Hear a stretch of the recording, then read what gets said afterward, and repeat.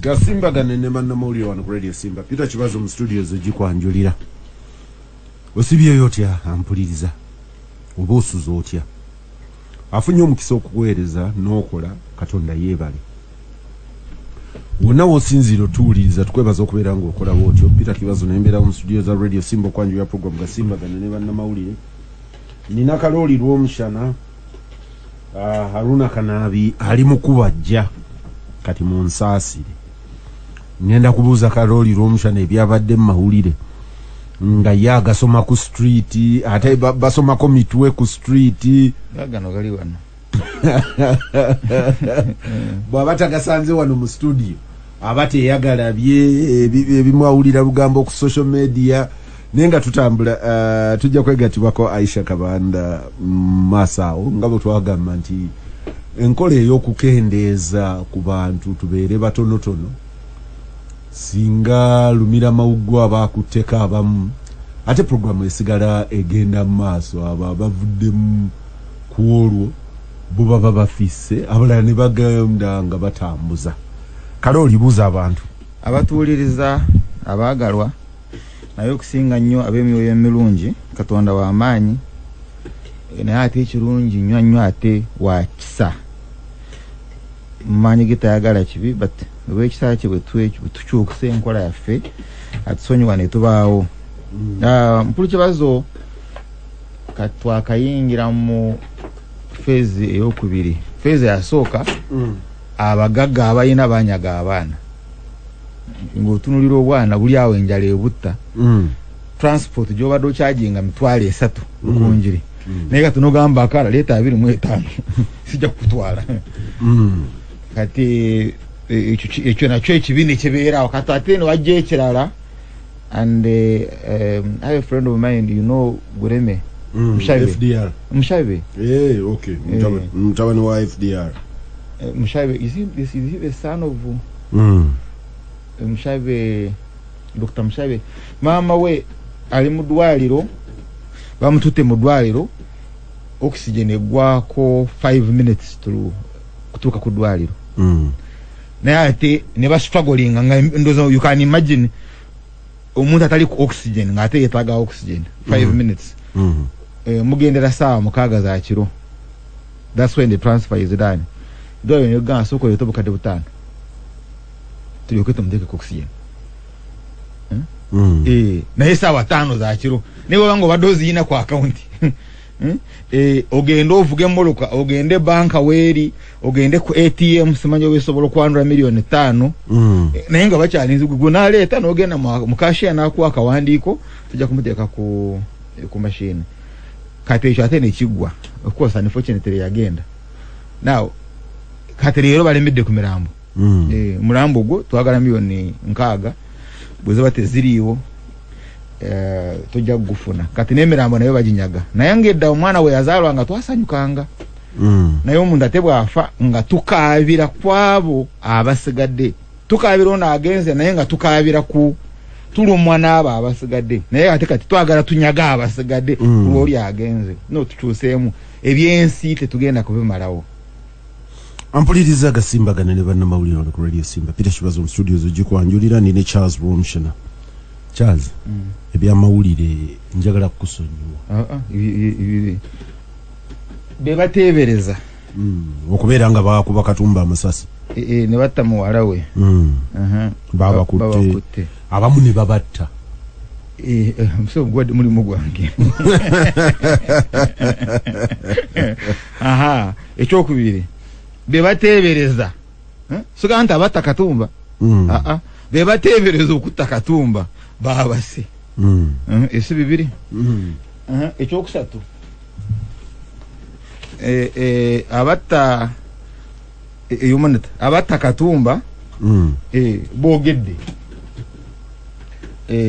tevamala oyaga twongereko ngoloza nti Katumba ekaya abadde amawulire ampuliriza wiiki eno tubadde ne gulire ddala nalabye abasawo nga okuva mu State House nga bekola obukolo nduzi oba eyo unit Charles yagikolerako oba be bagiteekawo eyeddagala okukekebejja eddagala nga batugamba nti eddagala eryakubibwa abantu 908 mu ddwaliro ekiswa mu ddwaliro ekiswa nti lyandibanga lyali fu mark my word lyandiba alleged lyandibanga lyali fu era ne bakwata be bateebereza okubeera nga be bali kuba naye ate abasinga baabaddukako mbu abo tebabatta mbu baabaddukako era kati bagenda kwekebejja balabe oba eddagala lyali fu oba abantu baabakuba mazzi ekiswa. I found that an interesting story. They are saying nti mugume babe mugume babakuba mazzi amazi tukanywera mu bode tukanywera mu skin ole agakola agamba tukanywere mu kamwa nayo nagamba temweralikira gano at worst case scenario mazzi but confirm nti yuli alifu because nalabye olinga ayogera ngagamba kana akachupo kalaba kadagale tufu naye bakuta obucupa mwe bajje eddagala ettuufu ne bateekamu amazzi because you can't tell me nti bo bagenda bakola obucupa buli eri gye babukola AstraZeneca ne bagenda nafe mutukolereko tuteekemu amazzi. It would be too expensive tofunamu therefore ono yagenda n'anoonya mu kasasiro buli obucupa simanyi yabuuza style ki n'ateekamu amazzi n'agakuba but these clients bo babafuna batya. You see, it's not enough to say nti Kipira Kibazo yakuba naye gwe amumanyi otya because bebakuba cooperates bana bali bagala shortcut, so it is easier to investigate. Eno company je bakuba yafuna etya those people, what is their link? Now ujukira nti police ujukira nti police walo ateddagala libabba wamu n'ekyo ojukira remember vaccine ze babba tubadde ne story endala egenda mu maaso. Abantu babulijjo bano abalinda sente za government relief ezo kumwalo ziva kumwalo ezo ziva kumwalo gwawo anti tujukira nti azagaba omuvubi nti balinda ne kati bakyalinda. Nawulidde bamuyitani Siraje Luwama yakugambye this morning ndigamba lw'omushana bino biringa bya ichuli ichuli omujjukira ichuli mu nayo English course ndoza yali P5 nayo English course book enshana bisomako twabito wasoma luzongolo butere chobala tomanyi luzongo aganti ichuli bwakwata okugenda okuwasa muwala wa omugagga munakwata ensuwa eyo kyanga etokota nagenda ng'agiraga ekibinja ky'abantu bonna nga yeetooloola nga bw'agamba ogalabye gocha ogategedde nenga wegawola ngenda kuganywa we yamalirayo okwetooloola ekigango kyonna atuuka eri nga gawoze. Kati Siraje akugambye bino bya ichuli ndi ichuli wanaamalirayo okutwetoolooza kati bano be bajja okufuna bano tebajja kufuna ate tujja kuweereza ku simu ate twakonsaltinze gundi ate gundi nti ngana mu ebbiri gaweddeyo. But the Raja issue erinti bw'obanga Siraje Luwama nsubire nti nkukwotinze bulungi message bw'obanga message bw'obanga sente zaali za kutaasa afenjala yafiira first 5 days if sente zino bw'obanga zaali cash gula akawungole mu okufa then yafa after 5 days because to suka 5-7 ako maximum 7 days. Anawulidde minister mchala Obote nga tugamba nti zino sente government teyazirese kusolovinga bizibu byammwe byonna yazirese nga interim intervention. Interim intervention tumanyi obadde obeerawo era nga bweyiiya naye nti tukuyambako naga nti bwakozesa statistics okuva mu ubos ate bazeeganya nti mukozesa less than $1 a day abantu abasinga. Kati bwe yebazeebazeemu nti ate less than $1 kuliko Kibazo eyakyadde ewaaliwo omushana kuliko entertainment kuliko ki kweyo less than $1 kati zino zakuwadde zibeera very sufficient. nti mwabatabadde mu money economy kati muyingidde temujja kuyingira temulowooza nti guno mwafunye omugano muyingire mu money economy. Aga nti eriyo abantu nga bo babadde tebaspeninga luli edda nalina statistics ezo nja kukebera wano nzibawe nti eriyo abantu nga tagula tatunda takola ki ng'alinze kumuweereza munnyo kuva Kampala ate bw'abeera ewammwe Lwenshama temulina munnyo okuva eyo ngwe katwe kati oyo abantu tajja na kugula aga nti abo tebali mu bantu gavumenti beegamba nti ekulowoozaako ku zino naye bw'oba ng'olaba nga bawa Ibanda municipality because Ibanda municipality basically ekyalo ndowooza wagiraba Mbalala twavugamu n'ogiraba nga most parts za Mbalala city it is farms naye ne bagamba nti abantu abali mu farm bananyini farms ate bwe bakkiriza okukola bayinike Katonda ayina ekisa kyobalaba bbeeyi emmere yasse amatooke almost kati gali wansi wa 15,000 eryali mu 3,400 kati liri wansi wa 15,000 so ayina ngeri gy'akola nkola ye mu kisa kye abantu ne bafuna emmere abantu bajja kufuna mmere tewali agenda kufa zino nga weeziba teziriiwo ampuliriza Gasimbagane ne Bannamawulire ani omulala of course mu nsi eri Olympics zigenda kutandika naye abajapani beekalakaasa abajapani bagaa nti ate byandize wano ate embeera y'ensi naye nga eyo baatambudde n'awalala mu nsi Swaziland Muswati mukwano gwange Kaswigiri yayagala bagino simanyi kikyabadde Kaswigiri wonna wooli mukwano gw'Omuswati amwita Muswaki mukwano gw'Omuswati alabika byaganye abantu beekalakasiza naye mpulidde amawanga ga South Africa nga gaboggola gagamba abeekalakaasi mugunywe muguteese mufune we gukoma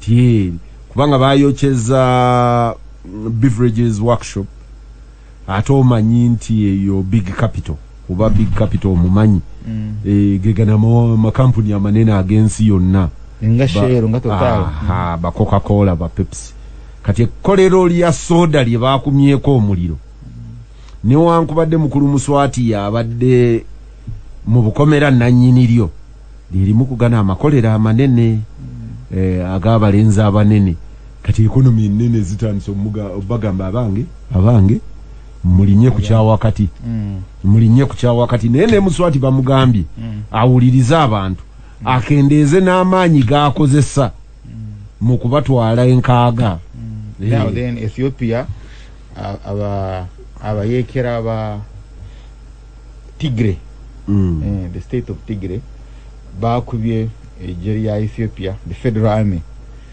ne baligwa mu bitundu byabyo kati yakiriza natwe twogerera humanitarian abawa obuyambi batandise okuyingiza obuyambi mu Tigray kuza abantu abadde bagenda kufanjala ampuliriza Gasimbagane ne Bannamawulire wano ku Radio Simba Peter Kibazo mu studios z'Jukwanjulira Charles Romshana nange Haruna Kanabi ajja twegattako Aisha ayinza okuba alemedde butambala simanyi kubanga yabadde wa kubeera wano mu nkola y'okukendeeza betutambuza nabo ngenda kudda bwe tuva mu birango ngaawo we tujja okutandikira Gasimbagane ne Bannamawulire wano ku Radio Simba Peter Kibazo mu studios z'Jukwanjulira ndine Charles Romshana Charles nalabye mukulu Lokech ndoza yakulira operation enoonya abaali batta Gen Katumba wetutukidde olwaleero Kakanda leading an story egamba 3 suspects shot dead in Dawn raid nti abantu basatu babasse muki mululumbanga bucha kumambya abo ne bagenda n'omulundi guli lwe bakwata abasooka battayo eriyo gwe batta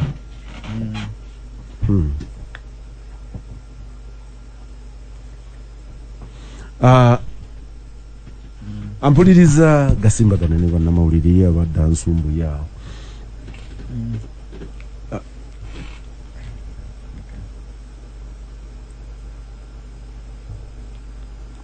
tugenda maaso mpola mpola eriyo katubala okuba kana akalango oli makati ga Gasimbagane ne Bannamawulire kati Charles abo betwogerako omulundi ogwo nti bakola ki babakwata ne babatta. My interest is in this arrest and execution on site. Biri ebirala tunaabiraba. Ekisooka bw'olaba operation eno ekikulu ekigirimu nnyo kiri primary si justice. Primary kyekikulu because waliwo ekiri primary waliwo ekiri secondary byonna biri bikulu naye nkiyite nti ekikulu ekisooka si justice. Enkola ya poliisi, enkola ya security zonna ku nsi ku bumenyi bw'amateeka yandabadde esooka is justice. Now justice etegeeza nti gwe Kibazo wange obadde tolina musango naye ne bakukwata tebalina kulwana nnyo gukusinge, because that's also not justice. Yes, justice also means to acquit you because oni anoonyereza tumwa byonna ebyetaagisa kulaba nti gwafunye yoyo ali innocent atalina musango talugendeddeemu, because oba tolina kyofunye oli najja n'alumba n'atuusa ebisago ku mukulu Katumba ate natta omwana omuto Brenda yes, naawe ate n'ogenda okunoonya se ate notta ali innocent nga Brenda. For you actually you are even worse. So chobalaba, therefore ofuna byonna ebyetaagisa training, okutendeka, manpower, equipment, oyina ne time, oyina n'obudde okulaba nti bw'oba waakukwata okwata omutuufu ate omutwale mu kooti zimuwozese, bw'abanga abadde talina musango ekikulu nnyo aveeyo. You get? Actually tufunamu nnyo ng'abantu 199 abakoze ebikolobero babeejeereza, they leave them, okusinga okufuna atalina musango ng'asibiddwa. Now kati naye bw'otunulira this operation oli tazimba to get justice, azimba kulaga nahoora enzigu. I have revenged. Mukyogera mutya? Okuhoora enzigu. Mwamuta nange wende bafunira naye wende basikufunye bakuyita kuwolera ggwanga. Wende basikufunye ndifuna owo akufaanana. Ekyo kimu. Ekyokubiri then walimu ne element ey'okulaba nti bwe banga bevo tebakiddamu. In other words, because you see lokecha gamba they are sales. Orola mazo kufuna gye ziva n'agamba this is allied democratic ADF forces y'abasiraamu eri Congo, if I'm quoting him correct. Yataddeko ekyabasiraamu nakirabye mu monitor waliwo something I saw it in monitor. Tebakukiriza kuyingirayo nga toli musiraamu. Of course nkiwakanya because basis ya ADF base yayo bagamba erimu naru national something liberation of what ebyalo enzulule ebyo and they were amona bazira bobo amona bazira n'abalala abo they were not Muslims. So ekijikola allied isn't n'abalala bakola ki n'abalala begatta, but sina literature nene nnyo ku ADF njiwulira from government. Now therefore assuming there are 100 cells sero gye waakafunako yemu okyayinayo 99 naye nga sero zizino ola targets zaazo ayiwa generals. Therefore bw'oba ogenda kulumba sero ng'ofunye kulu oba olina okugirumba in such a way nti ekuyamba kufuna ne sero ndala. So in other words bw'oba ogenda mu operation eno oba olina okugigendamu even to get intelligence. You see bibiri waliwo okufuna intelligence ate waliwo n'okufuna obujulizi right? Kati ono now and you have equipment, oyina time, oyina equipment, oyina n'okukola surveillance because bw'omanya nti Kibazo abazungu kye batusingako okusinga abo n'aba Britain bw'omanya nti yes it is Kibazo bwe tuteebereza omulaba ali wali ayokya kagonja ye cover ye oyina time mugoberera right but ono baga ani Kibazo akolera wa radio sim oroza ndozo laba engeri gye balumba aba bizonto now imagine wabanga basobola okulumba aba bizonto ku radio simba ne mundu n'obukambwe babajjiramu ate wabanga balumba gwe bateebereza nti yatamola wa Katumba what do you expect so therefore you miss two things. You miss even evidence. Two, you miss intelligence. How do you miss evidence? Ntono bwomukwata nga tomuse byayogera biyinza bwobanga omuinterrogatinga biyinza okuyamba to collaborate others, right? Kati nga ono gwagamba there is one who is the chief, the mastermind that is still on the run in those stories wulira kati wanda badde wetaaga awona bofunye because waliwo ate ebiseera ebingi mu crime abamu baluwingiramu nga tebalumanye. I will give you an example.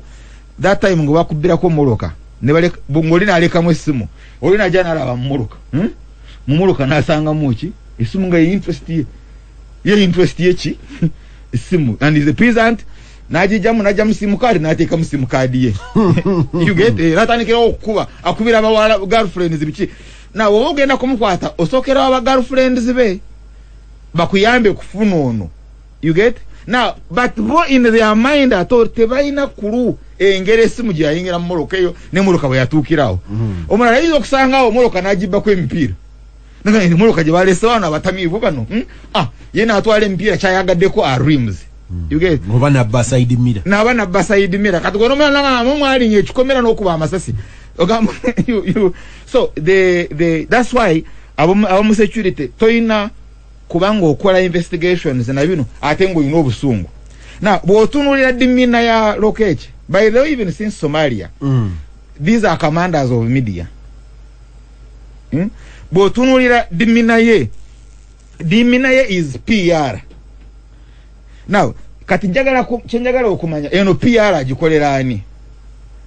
Because I don't think it eno PR ya mukulu Lokech. I will give you an example. Batugamba first video. You remember the first video? Je basoko okulaga nga wakamala kutemura. Nga omukulu yalagide tugifulumi. Yes. So kati tuyino okubuuza kiri omukulu, I'm talking about the president. Kiki ekigenderero wache mu kufulumya outcome ya camera. But they see there is also the politics. Is organized investment yaffe mu camera ekola. That narrative. You must show a success. Naye nga success eno eraga nti evudde mu camera. Now then today ku camera. Neka Kibazo njagala on challenging ondage ekifaananyi.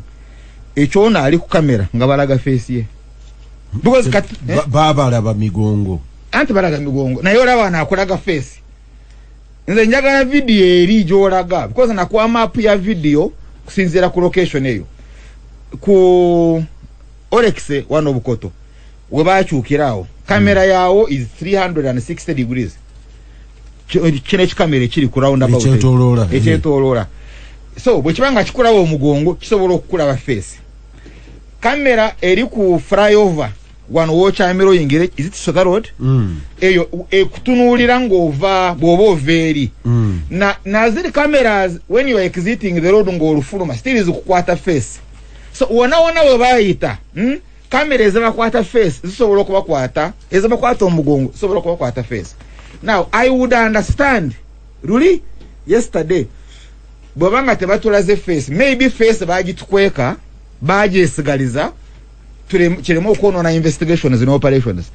I would agree. Now that babayina kat face bagitulage batulage face omulaba gutula wa kamera yono bwetulaga wano mu kifaananyi, right?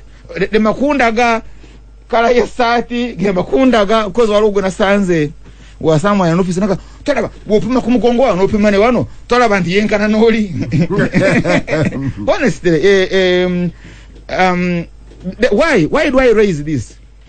That mulimo gwa civil society nze nawe okulaba atayina musango nga tatusi wako bisago okulaba nti atayina musango tafiira mu politics zino.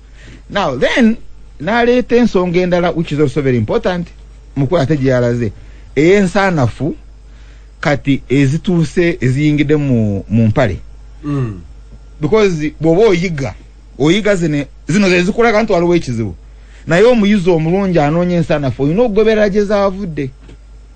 Yes, kati bw'oba ng'omaze okukola conclusion mbano abaakubye mukulu Katumba is Allied Democratic Forces, whichever rebel group it is, ate nga base yayo is Congo. Now nalabadde njagala ondage how a rebel organization wezimbira seru egenda okukola terrorism, right? Ate neerekawo kulu ng'egigata nayo, because Mukulu Museveni knows it. We are mu National Resistance Army nga tasobola kukola seru oba Kampala oba Mbarara bahweya egenda okukola calamity ngezo ate ng'erinkenga kuye amiyekera. But it's very interesting. And why am I asking this? It's babituletera. So bondetera conclusion ni wali nyamye nompa how you arrive at that conclusion, because oyagala kukola PR. Then last kwecho is Wembley. Njagala ompe ekyakolebwa mu Wembley ekitakolebwa kati. And by the way, history is very interesting. Nti Katumba Amala victim wa kino. Ye mu ayali akulira Wembley. So how does it feel? So Nora bayiga, because I think was it Black? I think it was Black, if I don't remember. If I remember Black. Yes, but a Black miruneta estawa ansi ya 10. Ide kanawe. Yes, but Black bamukubide wande gya. Black bamukubide wano. And now kati Nora ogo bayiga. Aina manyago ga alliance bichi balokola bamukubide wano. So you have a replica of Wembley. Na yekino chamalawo kino okutaddamu methods za Wembley ezoku executinga ngeri gya bakikola katebiriwo, because the same cells are still there obutemu bwebumu bukyaliwo. Nze nalibadde nsaba mukulu Okech through you nti kola lete kitulaga nti cells zino zogamba ezikuba tezigenda kuddamu kukuba, because tubadde ne waves. It's good news abantu babatemye ne jambia babakubye n'obutayimba etc.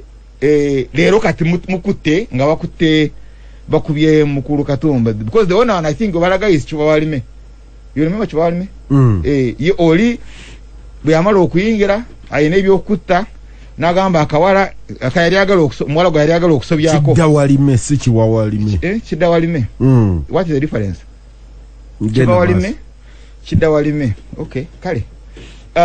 Manyamanye usigalo kigaza gosema.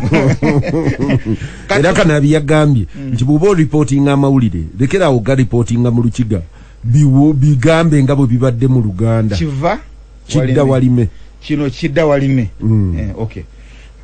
No, if this is a criminal, mutemu ali mu bedroom kata asazeewo ate kulisa manyi to rape omwana nga batikati na yeri bino ebigere nga bwe biri date tubiteke musuuka. Oh darling, genda kumukina biro binabe. Yes, nagenda nabinaba. Like what story that biso hane bikalako. You know, you see that conversation between Kidawalime and the victim and of course Wamutira. It's extremely very interesting. No one Aniyajikuwa. Aniyajikuwa is Mukulu Museveni and before he is Nachambadi. Nachambadi Mukulu Museveni ya more platform. And before MPs. So the Parliament of Uganda. That is the only success. Jenakaraba webatira rapist o mutemu atacha asinga yokuba n'ekisa maybe n'obusiru. now kati osigaziza seero endala which they have bust temula high profile person wetyo noteeka ebifaananyi videos everywhere babamanyi babayiga ne basigaza boda gye bakozesa yemu n'amaplates ezagiriko nga bazisibisa enkoba zikyaliko eparkinze mu lujja ne babeeraawo ne boota akasana balinze n'okubako omu ne basigala n'okubako okubiri ne basigala mu bifo byabwe gobojjo balonda nga baloge bati miracles happen katonda w'amaanyi ampuliriza Gasimbagane ne Bannamawulire nalina ebizibu Charles ne Operation Wembley abantu abasinga olw'okuba nti obubbi bwali bungi nnyo nga n'abantu bafudde nzijukira lwe batta omusajja Busega yali Busega bali bamuyitaani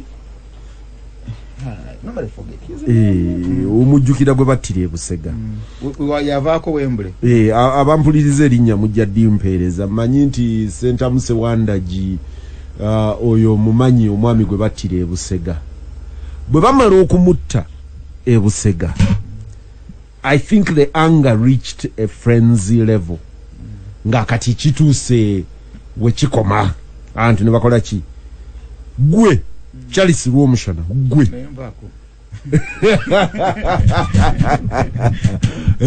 ne banno bwe mwali mu Yiso kanyongeremuuko ne mukola concept yakola Operation Wembley. Operation Wembley bwetuuka munakyalo neyanziza bamuyita Semwezi Semwezi bwe bamala okutta Semwezi mwene mukola concept ya Operation Wembley. Operation Wembley yali yakukwata n'okusaanyaawo nali wa mukisa mulungi oba mubi simanyi ku byombi. Mu Operation Wembley mwalimu abantu babiri nga mikwano gyange. Omu yali empologoma chairman LC5 iganga empologoma bageya ensolo yali mukwano gwange nnyo nga tunywa chai ne tuwawukana ku saa 7 ogw'ekiro. Bageya ndooza ye yali chief analyst wa mwera plana was an investigator anti yali mu background ya CID kati ne Kano Kayanja eyali akulira operation yali by that time nsobola okugamba nti yali mukwano gwange. Kano nga nsobola omukubira akasimu obudde bwonna ne tunyumya era ne kati twasigala nina omukisa ogunyumya naye lwakuba kati bwe yagenda mu Operation Wealth Creation ate nze wange wealth teyajja bakima mukima ate bukimi batwala mutwale naye musaka soyo yenna nzijukira Tamale Mirundi. I want to give him credit. Tamale Mirundi nga atudde mu studio eno yakuba enduulu naga nti Operation Wembley egenda kumala ngesse. Charles Rwomushana eyavuganya n'ekibazo ku mukazi nti Rwomushana bw'aba yavuganya n'ekibazo ku mukazi Wembley egenda kumutta olw'okuba abantu babadde impassioned by obusi obuliwo obutemu bagenda kiwagira. Tamale n'abeera wano of course ye ng'omuntu yalina ebizibu bye ne Kano Kayanja olw'ebyokulonda byewaabwe ekyote era Kayi kati nga amwinako ebizibu naye yaraisinga queries eziwerako.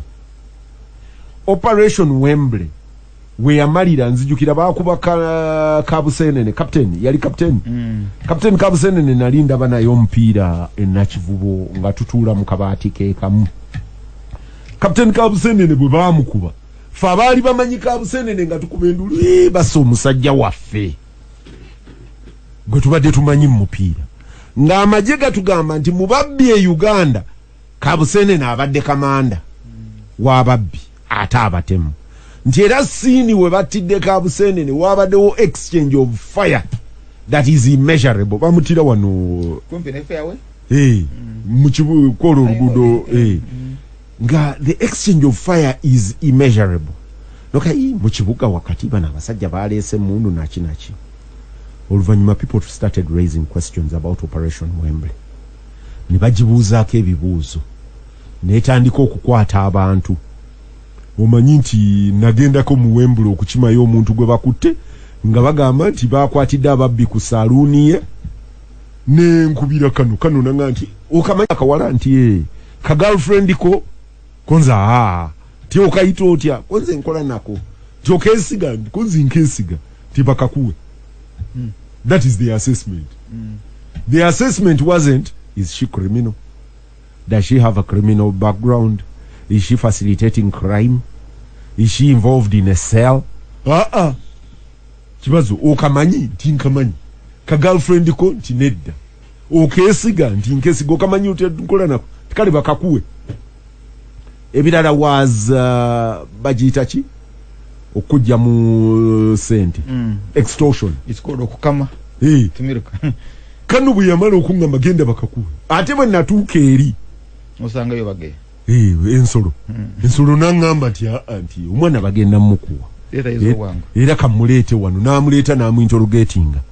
The first question that I found extremely annoying was baakukozesezza omwana sijja mwogera linnya but the question baakukozesezza as in were you raped etegeeza nti security forces at that time in their dungeon at Clement Hill Road abasibe be baali bakwata baali babakozesa. You get it?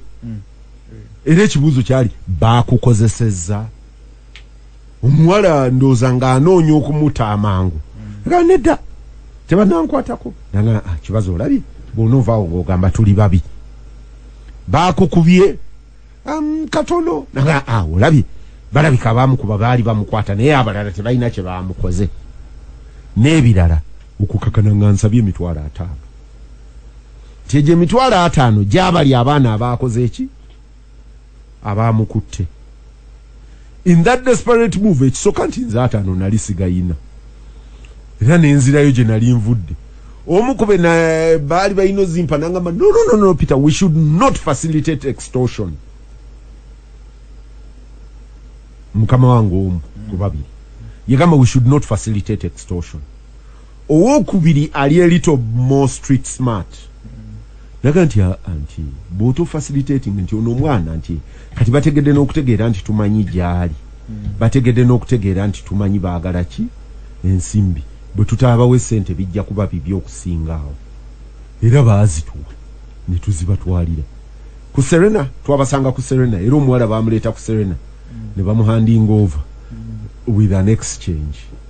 Yes, ne batuwa omwana ne tumuta. But that scenario for me was telling of the whole operation. Of course, oluvanyuma baji disbanding. General Katumba Wamala, unfortunately, yali IGP at that. He was the chairman of Operation Wembley.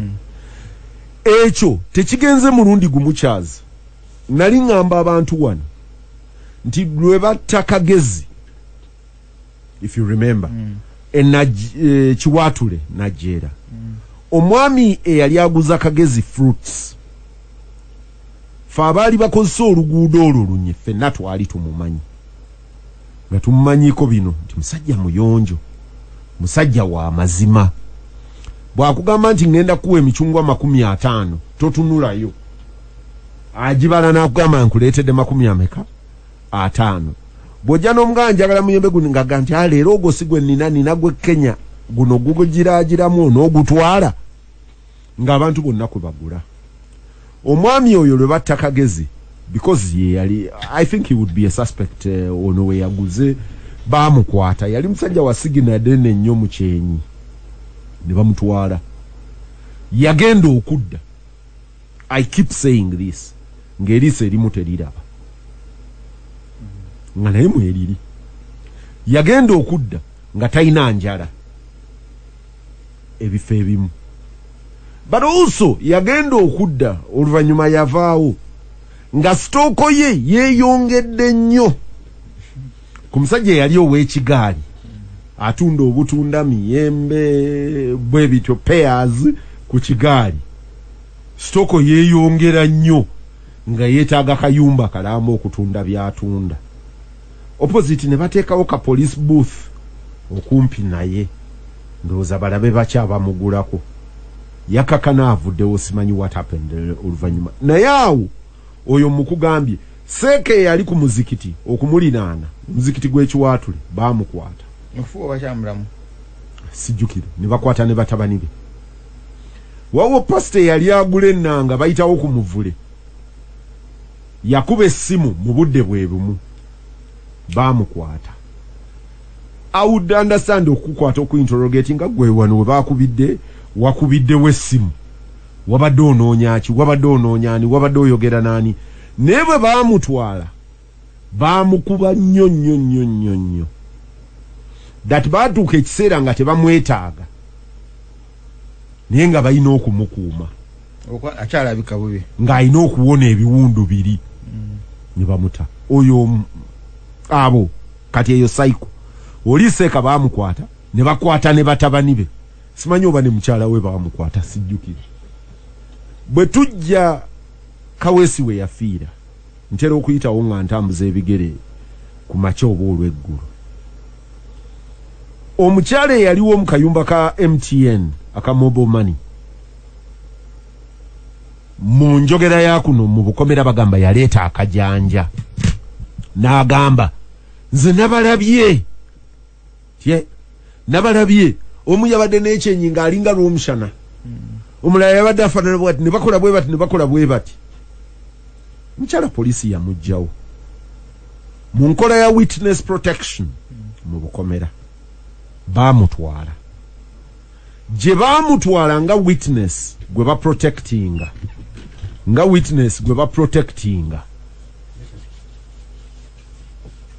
ampuliriza mbadde nkyafuuyira kanaabi witness gwe baprotectinga bwe baamutwala emyezi egyasooka indeed bamuprotectinga n'abeera nabo gye baamalira omukyalo oyo ojjukira ebigambo bageya bye yabuuza omuwala oli baakukozesezza omukyalo ono baamurepinga multiple times ate nga mukyala mukazi mukulu yes multiple times n'afuna embuto multiple times nga buli lwafuna olubuto bamukaka okulugjamu Jesus Christ yes finally omukyala n'abeera ng'ali wasted yes just because yalaba yes naye nga baamutwala nga witness ne bagamba nti for witness protection which I thought was very decent tumusigaze tumukuume tumulabirire along the way ndowooza poliisi yagenda okulaba nga tekyalina kyemugjamu kirala n'emugabira abalenzi baayo either officially or unofficially Kibazo Kibazo I think I need to moderate you. No. I'm telling stories that are painful. And this has been part of our arrest culture. Bwe nalabye bano nga babatta kati kuliko omu poliisi luli mwami Lokechi yamutulaga n'atugamba nti wuuno ye namukutte. Narrative esembayo okujja nsomye ya New Vision, nsomye ya Bukedde, nasomye ya Monitor, nawuliriza nga narrative eddako egamba nti bwe twamututte ku scene of crime ku site atulaga awali emmundu ne tumuta aleme kozinga alamu atambule bulungi atuuke. Suspect yabadde amanyi nti azze n'ab'amagye oba abapoliisi.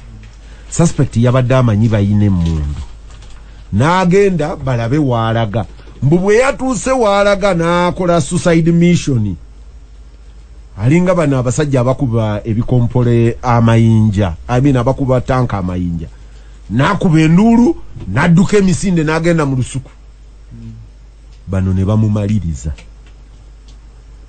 mu bungi bwabwe babadde tebayinza mu overwhelming ne bamukwata kubanga akyalina information gye beetaaga abatuusiza ku kinyusi kisoboka okubanga bamutadde buti bamukuba afe. Olaba bano abaleeta bizonto abakwata bizonto gwe balaba muntu babadde balina suspect gwe batwala abalage emmundu then ne bamuta atambule ng'agenda mu kikomera in open market gwe balabamu ekyo nga tabakusibye na njegere mu magulu anti bagamba bwe bandi musibye yandikozinze alarm hoya eri gyalaga abantu ne bamanya tagali n'abasubya target. But bagenze kunoonya mundu anti you said they have gone on the scene of anti madengamba you should have done all that intelligence in advance. Chicho ogenda okunoonya if I was Rokech ekikulu kati andabadde intelligence ntaasomera go bagenda okutta because you have a trend singa okikola bulungi n'ofuna ne list maybe someone ngayina ne list bwe naava Katumba ngenda kuono that should be the main target naye olaba eyabano is PR kulaga nti waliwo kyenkoze eki Charles oluvannyuma lw'okutta Semwezi abantu basanyuka nga operation Wembley etandise okugenda ng'etugumbula abantu ngaga nti obusajja bubadde butususseeko and we deteriorating to that level already. Kwenzijukirako is bagarkayo naye neerabidde the real man gwe bakwata sajja ali ayina ettaka on Entebbe Road onatiro toke ngovude kajansi before we yabajja ochama on your right no yingirawo katono less than a kilometer, maybe a kilometer. He had around almost 300 acres of land kati nga balirwanamu so ne bafuna omuwala ne bamutemako omutwe emikono n'amagulu. Now the main trunk ekifuba ngotadeko no that part je baleta ne basuula wa witch doctor kati bano ne bakwata witch doctor ne bamutwala mu safe houses ze bajjamu omuntu nga naye bamuforcinga ajulire ntoli nanyini ttaka ono abadde girlfriend we so yamuse n'aleeta wano mu shrine okukola ebyemikolo ebyamalogo gaabwe kati nga ono witch doctor agaanye n'agamba no tekibangawo one tamuleetanga simanyani yaleese guno omulambwe ku nankani yakusabo lyange. Then there is a friend of mine yali akolamu MTN kwe kunsaba nendraising akayanja ne babata and we followed the case. Bam convicting at high court but bamujereza on court of appeal and I'm told he passed on recently. I have another friend called Kagurusi naye nali mmanyi namulaba kwiwaza nga wala abageya yanga mairo mshanayi sife ni mngamba atechi naona ni mngamba atechi bangamba nzite ono ne tumuta ate ne tumujjako ne moroka ne bajimpa kati mvuga naye ate afane namulabye nga ayino omukazi woli Rwamshana bagambye nti omusajja gwogamba ye Zizinga of Makandwa Inkajansi. Zizinga, thank you so much. Abakuba kugambye yeta yogedde manyage. He is called Zizinga. And so I know the case because nagenda eyo yana embigoberera naye ono what oyo mu sawo twamubajja mu manyu kati nga bo bali bawamba ttaka bakuteeka ko omusa batta omuntu ne bamuteeka ewo ne bakuteeka ko madda ne bakuteeka ruzira ne batwala ettaka lyo. That's how they were doing it. So they would do two double crimes and ne kati bakwatibwanga. Now katono Kagurusi ye bamala okutoli ne mwabo nga mwamuta togenda kuona nanga Yesu musajja twamuta moloka yetuvuga na ye ate omukazi we ayatulagira okumuta ate yakoze eki okumwegarura yamwediza mistaken and tekyatwala banga dene olina abalagira moloka mujidiza omukazi and this guy died gujo mubuze mukulu Kayanja Kagurusi. So I agree society is too wicked nti mukola operation eyo olina akuletera list nagamba nga mukyanoonya abako ba mukulu Katumba naye nabano put them out of action bano babawerekere katugwesala amagezi engeri gy'okikola. You can't avoid it in life. So but kyekibe kyetuyina bwobanga osobola okunyaga omulambwe mu ddwaliro then how about okutemula what ale ekibi mmwe yawo mukyurasha mukikubira engalo. If you go webale thank you so much nabe bwabera carried by those relations babamalawo. Haruna Kanabi omanyigwe nakusaasidde mu njogera yakuno Haruna ng'akwata omuzindalo olumu tubyogera tubalaata naye nga byebyo bwe bagamba nali wano mu studio ndoza Haruna ne ngamba bwe bagamba nti emmundu gye baakutte eyatta Meja Kigundu yeno mu ngeri yakubalaata ne ngamba mukwano gwange bamuyita Umaru ne mugamba Umaru nkwata bulungi nkwazike sapule Lusonda Umaru namugamba ndi Umaru nkwata bulungi nkwazike sapule kubanga wano wetulaga okusanga n'akaladi n'entalabuusi gutola naye nakatana kasala kalibu oba ogenze nenga twali tubyogeranga ebyokubalaata but the suspect list temulimu Yosefu temulimu Petero. So now you ask So yourself, we are in that pattern again. did this kill Katumba? Tuli mukasimu obura salimu sale neyanze again abatuwuliriza gye muli mbadde mpuliriza lw'omushana ono nga ayina engeri gy'ataputa ebintu bye naawe nga ndaba weesaasabaga sirowooza nti tukyusizzaamu oba tuvudde we twali tukyali we tuli difference eriwo nti aboogera bebenjawulo mukulu Kibazo n'enkola y'ebintu oluusi ekyusa ebifo ono lw'omushana yandibadde in a better position okunnyonnyola n'ensi kuba kati mumuyitaani oli yali Sawulo n'afuuka Paulo oba yavaayo eri Saul was teaching the law. sebo ono gwolaba mbadde njogera wano n'enkomaakomaawo ye yali concept owner operation eri era zikyaliwo oluusi gwoba tozimanyi naye bw'oba ogoberedde osobola okumanya nti bikyatambula. Stephen Dunstan Busuulwa neyanziza naye atwaliyo kabuzi kyetulina okukola yakuwadde amanyi okuva Entebbe eri gw'obadde oyogera mukulu Kibazo Lokeeki yaleese sitoore ye sikyo era n'agiruka bulungi nnyo n'agikuteerawo kati gwe obuvunaanyizibwa ne mukulu ani ono yali IGP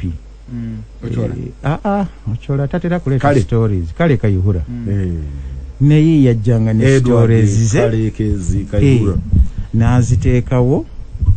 Waliwo omwami bamukimana n'engundi batwala helicopter eyo naye nga bamujja mu katale musajja mutunzi waki wa bintu bino ebyalejjalejja n'okwetikka ebintu kati ne wajja ennyonyi oba yali etutteyo mukulu ki n'ebuuka interesting abamawulire ne babatwala ne balaga omusajja oli nga bamuyisa mu katale bubi nnyo naga nti n'ennyonyi yemukimye musajja akoze eki era sitole ne bagiwa abantu ne bana aboogezi b'ebyokwerinda yaga nti betubadde tunoonya abakaweesi tubamaze abadde yeekwese busiya nti bamutwalidde na mu nnyonyi. Nzijukira waliwo TV emusijja kugyogera netulaga ne helicopter ng'ekola ki ng'ekola egira naye oluvannyuma ennyo nga bw'onoonyereza ku sitoore eyo ddemu otandike okwebuuza ebibuuzo ng'onoonya ne ansa. Ennyonyi nga teyalina connection na muntu gwe baatwala ne gwe baatwala yennyini be bamaliriza bamuga nti tukuvunaana kubba mbuzi naye nga sitoore gye bawadde neekola ki. Oluvannyuma baamussa ku gurupu ya Kaweesi yamuga nti naawe y'omu ku abo betukola ki betututte. Nze obuvunaanyizibwa obunene Kibazo nja kubweteeka kufa abamawulire. Peter tulina obuvunaanyizibwa Lokeeki ng'amaze okuwa sitoore y'abantu okuddamu okureizinga ebibuuzo anti byenkola kyenkola wano si kugenda bugenzi agala Lokeeki father noted muno mudinka ye master gundi twagenze jindi story egamba nti bagenze ne bazingako ebitundu nansana maganjo samwe ya ne wamube ne wabalwa omushana naki ndeka bade wogera ku kisaasi chanja yo abakibazo ejo babeera. Then you ask, okay, chanja si gombolola oba kiki. I would love to know where exactly chanja ono waali n'ennyumba eno ekola ki. Zebya security sijja bifaako But I want the public to understand nti akayumba kano wano we bakoze eki we bajja omuntu ono. Then tutandika okubuuza baagaye nti waliwo seeka bamuyitani Obadia. Wamuzigiti ki? Naye Obadia imamu wabadewo baagaye mastermind bamuyita Obadia. Era n'ekifaananyi ne bakireeta linnya lya Lusiramu. naye Obadia nkyatabuddwa kubanga iwaffe Obadia simanyaga mwago tugagabana eri Obadia tuligabana naye waffe fenna tulikozesa tutera kutuuma naye kale ayinza okuga nti Obadia Muhammad abantu beefuula kati sitore eyo n'okisooka ebifo bino biri ludda wa mwe bagamba nti bajja Sheikhs bayina okuba n'emizigiti. kati Sheikh asobola okuba Sheikh naye asomeseza mu muzikiti oba n'awakaawo. Kakati ne tutandika okunoonya yo n'Obadia yaani era avaawa ba erosi b'ebitundu ebyo bo ani yayogeddeko nabo mukulu Kibazo.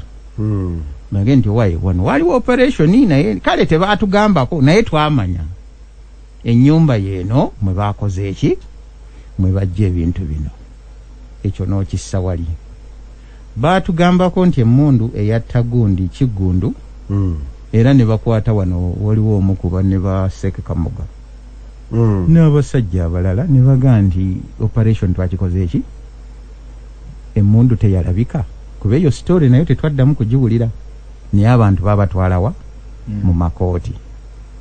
So ekiriwo kati olwaleero nti wabaddewo pressure eri yakubuuziza nti kanaabi njagala mbuuze ng'omuntu wa bulijjo okusinziira ku byoyogera bulijjo babadde bakwata abatta Kiggundu abatta Kaweesi abatta Kimulumira baamala ne babatta ne bakomawo mu firidi gwe bazzizaayo oyo yennyini baatugambye nti oyo yennyini y'omu ku baali bakola gwe baasooka okukwata bali nga tebannabakwata bano ebyo babaddewo Imamu muto n'omulala Yusufu something Nyanzi oba Yunusu Nyanzi kuba baamukwata ku gwa Kaweesi ne bamutwala ne bamala ne bamuwa bbeiro si ekyo kyokka kooti n'ebakompesetinga ssebo buli omu baamuwa oba obukadde ndowooza oba 88 oba 8 sijjukira bulungi Lwakafuzi ye yawoza omusango gwabwe nga bavunaana gavumenti okubakwata n'ebasiba ate n'ebatulugunya.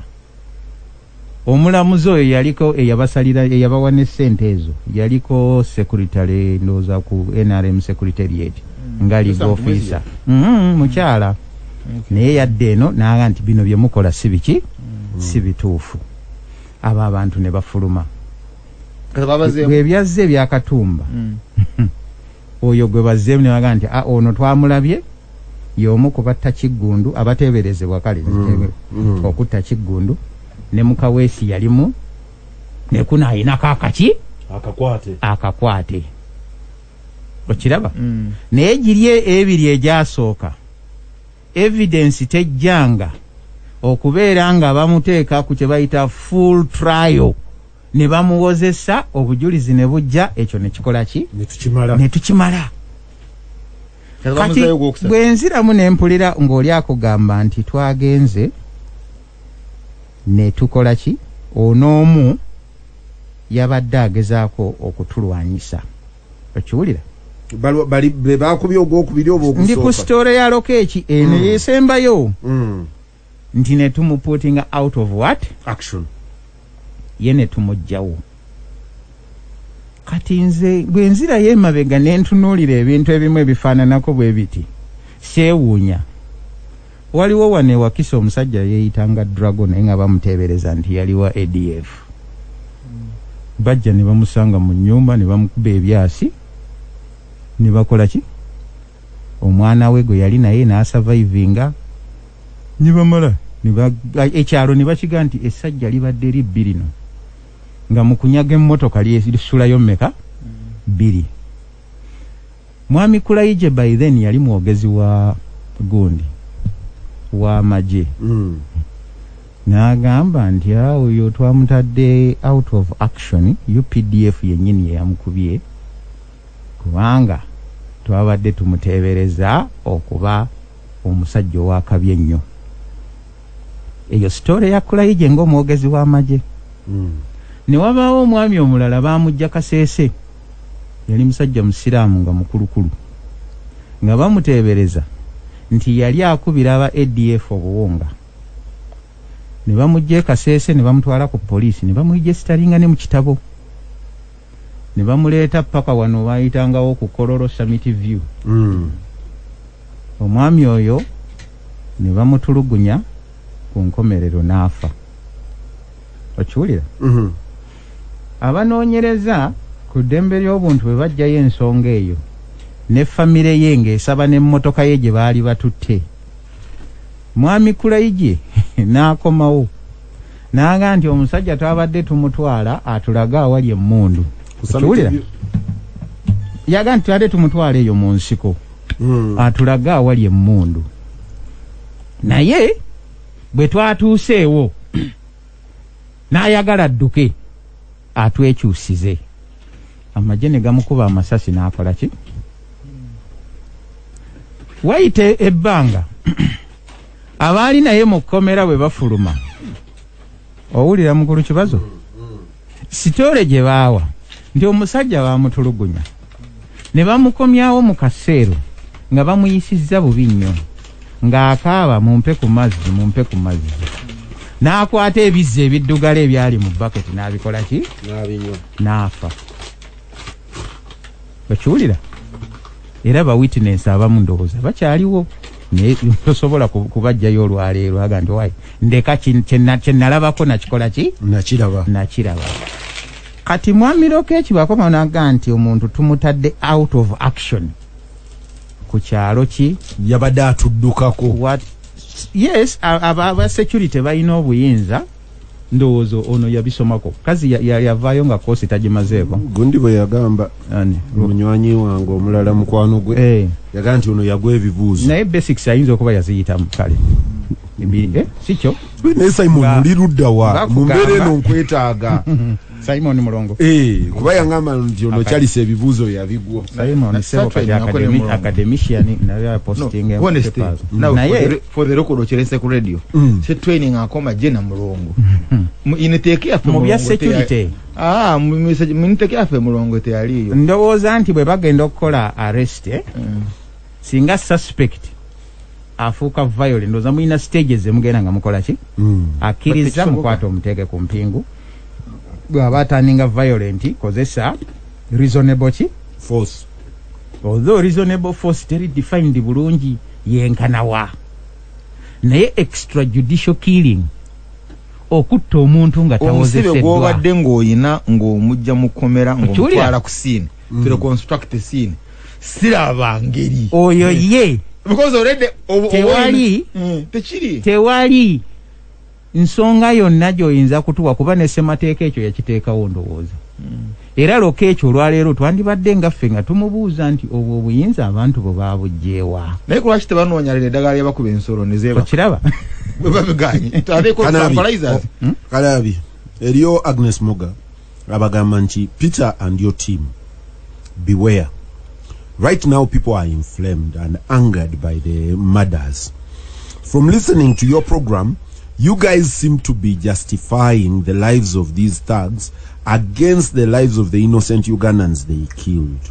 I want you to put yourselves in the pictures of the mother that lost a daughter, of the family that lost their only breadwinner, and you are there telling us how these thugs should be treated in a humanitarian way, like it is done where? Agnes Moga. Agnes tayawukana n'abantu abalala bangi, naye ffe ate kitwawukanako ku Agnes kye tulina n'omuyigiriza tumuzzeeyo nti waliwo kye bayita state, sikyo? N'amateeka ne gakola ki? Ne gabeerawo. Nti ekirungi tulina n'omukisa, tulina omwami wane yali mu Constituent Assembly ne tuteekawo ne constitution ne tugaa nti ye supreme kisebo action yonna ne act yonna ekoonagana ne ssemateeka ebeera ki? Etandikirawo okubeera nga ki? Feffe nnyini ne tuteeka extent of the inconsistency. ne tuteeka mu mateeka nti tewali muntu anaafanga okujjako nga ne kooti esembayo waggulu ekikoonyeemu. Eyo gye tuba tutandikira. And it must be a fair trial. Abaakola ebintu bino era ne bateekawo ne baga nti there is a office of the director of public prosecution. Omulimu gwo omukulu kunoonya abantu abo bonna abakosa bannaabwe. Omulimu gwo omukulu kunoonyereza lookeeki byayogera mazima. Nedda. Abakosa bannaabwe mu ngeri ez'enjawulo okubeera nga abaleeta nga omukono gw'amateeka gubakola ki? Gubakolako. Akati poliisi wekola investigations erina okuleetera report Agnes asaana era akimanye ne baga nti ofiisi eyo ejja kubanga ng'ekoze eki? Yeetengeredde. Constitution yaffe neega nti tutaddewo n'ekitongole bakiyita UPDF. Omulimu gwakyo nagwo negukola ki? Negulaga. Ne batuteerawo Uganda Police Force. Nagwo omulimu gwakyo negukola ki? Negulabika. And it must follow the law. Kati fe omulimu gwaffe Agnes gwe tuliko si gwa kupraisinga bamenyi b'amateeka. Wabula twewuunya abalina okuteeka amateeka mu nkola. Ate nabo okuba mpulidde Lwomushana wanaaga nti bw'oga nti oli yatta naawe n'ogenda notta mwawukanira wa. Okiraba? Justice eri ludda wa. Kati bwe tunaabanga tugendedde ku ndowooza ya Agnes kuba n'emabegakawo twabadde se baleeta ba LDU n'amagye nga bakuba emiggo Kamala. Ewaffe era abantu bangi baasanyuka nti abayaye babadde babba amasimu g'abantu biki. Yes, twafuna akalembereza naye ekintu bakikola mu ki? Why don't you summarize it this way? Mu bukyamu. Agnes awadde message eno. Tewali kigaana lokeeki kumuteeka ku list. Right? Tewali. But ye mu mutima gwamanyi mukutta oyo omuwala tabiriimu kutta muwala wa Katumba. Agnes akimanyi tabiriimu. But nze simanyi. Now kat question yaffe eri singa lokeeki amuteekako. Just hold there.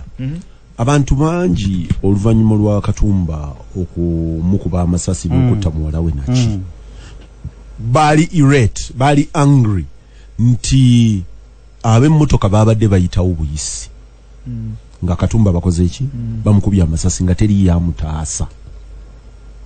Ojjukira naye oluvannyuma bwe ngenda okuinterrogatinga my mind ngamba wawulira kumpi bw'okwata omusajja ono n'omuteeka mu motoka ogenda kufuuka ki? Suspect. Mu kifaananyi kya witness oli gwe baprotectinga.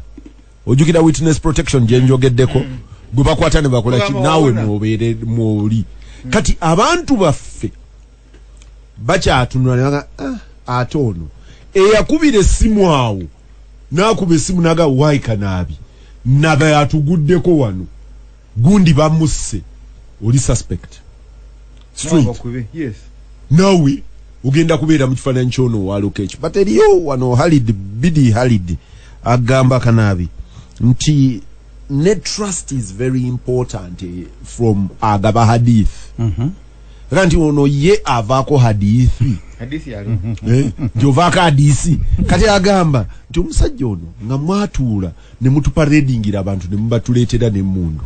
Ne muzitugamba nti ono tumusanze n'emmundu eno, tumusanze ne bino, tumusanze ne bino, tumusanze ne bino, tumusanze ne bino. Society neega nti buli omu mu society naga naye mutuleke nammwe ebyo bya bulimba. Enkya bw'ojja obeera ovaako hadiisi naga nti waliwo obadde oyogera ku bakwata gaa nti baaleeta omuvubuka n'ennyonde ne baga nti ono yabadde akuba omukazi. Ti society neega nti nammwe mutulekeemu oyo gwe mwakutte bwe biti ne bwe biti kati mwamugjewa tikati society yemu ekutunuulira ng'oleese noga nti Kibazo ono yakubye Katumba omu ku baabadde mu kukuba Katumba amasasi. Society ebuuza ono Lwomushana ono avaako hadiisi. Kata nga tona kuyingira waliwo wenzikiriza nti simanyi oli bw'aŋŋamba nti emmundu eyatta Kibazo ye mundu eyaseka naabi. Kati question yange eri nti bwe balabye musasi libagamba mundu siriyo namba bweti. Bwe bagamba if you say type AK47 or G3 or maybe business ezaba Israeli bwola bali ne sasi lya mundu eno naye wogamba nti exactly this mundu yeva muli ne sasi. Which technology do you use? Ndaga nti mundu kati bazi marking to a level that share imprinting Eyabali bajja ko ne basoka ndoza baji omanyi birubye nako oli makati ga Gasimbagane ne Bannamawulire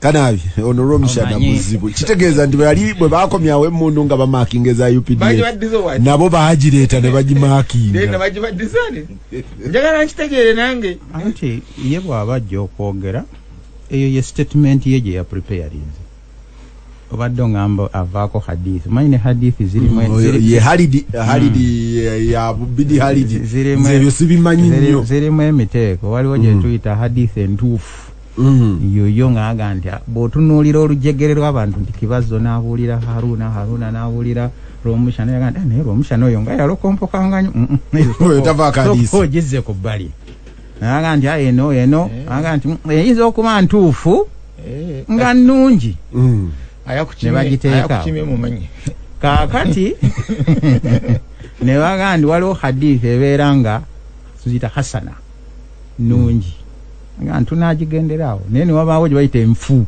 nga yo direct yegera ddala Kibazo yali kumpi kwenkana kine kanaabi yambuuliranga ku kyalo nga n'ebigambo by'oyogera nga nabyo byennyini bikola ki edda waalingawo hadithi nga gye basomesa nti omuntu akusomesa harufu emu bw'akusomeseza eddiini bw'ayagala akutunda bw'ayagala akola atya kati bantu babeera submissive nnyo eri baki naye abantu bwe bagenda bayiga okuinterogatinga nebaga nti oba oliawo ebigambo bino sibiki ndowooza ye point gye natandikiddeko mukulu Kibazo nti nze lokeeki nja kumuwa benefit of doubt okiwulira ayogere ebigambo bye nga bwakola ki bwabiwulidde naye ffe ba radio Simba nga tumaze okumuwa naye omukisa tunoonye ne kuba security experts nabo batubuulire nga Romushana bwabuuza nti enemundu ebeeremu ng'evaamu essasi ne bagiraba ku Kiggundu ne bagiraba ku Kaweesi ne bagiraba ku ki tuddeyo tuinterogating ne statements ezasooka kubanga waliwo ku Kaweesi abagamba nti emmundu zaali nga zifaananako nga zina abatera okukuma abakulu ze babeera nazo yese mujeyo kuba eno batugambye bakutese nze sibimanyi kakati nganze aliwa na ate kati tumufuna muki yagwa ebibuuzo kati nze njaga nnoonye ne yagwa ebibuuzo abakubye yayiga ngende nnoonye ku ba retired generals ngende ku ba retired generals bajje nabo batubuulire nti owayi emundu eno esobola okubeemu omuntu n'agikozesa kuba n'ono ayogera jeno ekyo ne tukimanya tuddeyo tutunuulire patani ebadde ki mukulu Kibazo